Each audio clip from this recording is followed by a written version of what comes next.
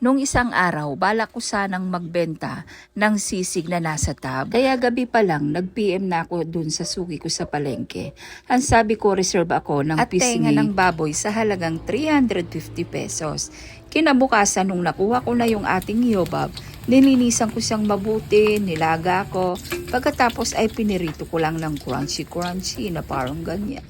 Pagkatapos ng malamig na to ay hiniwa-hiwa ko lamang siya ng maliliit. Disclaimer lang mga bes, kung gusto yung gumawa ng sarili yung version, gumawa kayo at i-upload nyo. Pero itong pagluluto ko na to, my own version na to. Ha bes ha?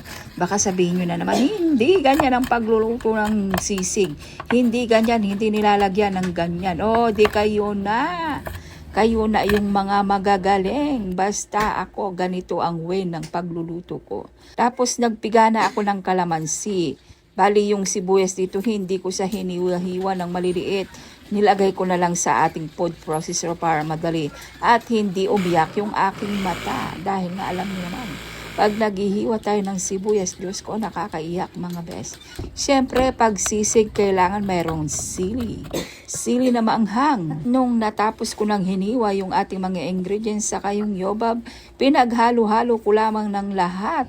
Lahat, pati yung utak ng yobab bes at kalamansi. At para lalong sumarap, naglagay ako dito ng liver spread. Siyempre, para mayroon siyang lasa, maglagay ka ng konting asin, konting betchin at paminta na pino.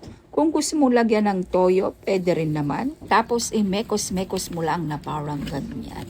Para magbanding all together lahat ng mga ingredients natin at para masarap yung ating sisig.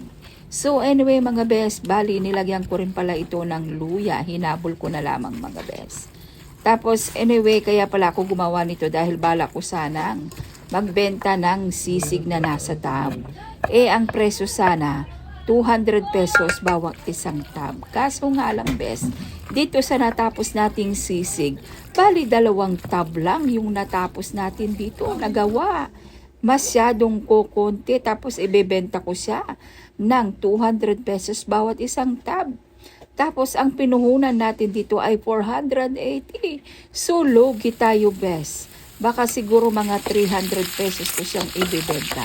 Pero hindi siguro ma-afford ng aking mga suki. Kaya hayan tuloy, hindi ko na binalak magbenta ng sisig sa tab. Anyway mga bes, ginisa ko ulit itong ating konting giniling. Tapos nilagyan ko siya ng hiniwa-hiwa kong sayote. Ay nako bes, napakasarap nito. Kung wala ka nang maisip na ulamin, eto, simple lang. Napaka-basic lang iluto, gisa-gisang lang. Pero talagang masustansya ito bes, ang ginisang sayote. Kaya ano pang inaantay mo bes? Halika na, tirahin na natin to. Oh, wait lang. At halu-haluin ko muna para i-make sure natin na malambot na to. At kailangan na natin itong iyahon pag malambot na. At syempre, kailangan mo lang kumuha ng kanin. Dahil ako'y nagugutom na. So, ayun lang bes, sure ko lang ingat. God bless. Bye!